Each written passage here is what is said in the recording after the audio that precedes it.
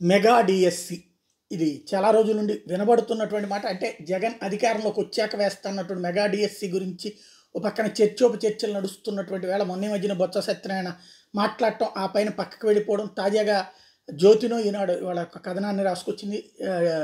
ఏది అన్యాయం జరుగుతోంది అన్నటువంటి విషయం, ఎంతమంది పోస్టులు ఇదండి. పొద్దున్న దాని గురించి మనం వీడియో కూడా చేసుకున్నాం. అయితే ముఖ్యమంత్రి స్వయంగా మీటింగ్ అయ్యి రేపు సంక్రాంతి తర్వాత మెగా డిఎస్సి నోటిఫికేషన్కి ఓకే చేశారు.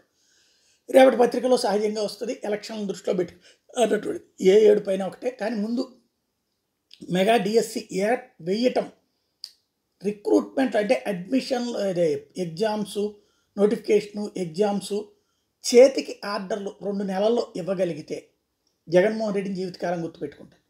లేదు అంటే ఇప్పుడు ఇచ్చి నోటిఫికేషన్స్ అయిపోయి ఎగ్జామ్స్ అయిపోయి తర్వాత కనుక అవ్వలేదు అంటే మళ్ళీ చంద్రబాబు ఒకవేళ వచ్చారంటే అది ఎక్కడిదక్కడ ఆగిపోతుంది. గతంలో చంద్రబాబు టైంలోని డిఎస్సిలో పాస్ అయినటువంటి వాళ్ళకి మొన్న ఈ మధ్యన జగన్మోహన్ రెడ్డి వల్ల అట్లా అటు ఇటు కాకుండా అయిపోయేటటువంటి పరిస్థితి.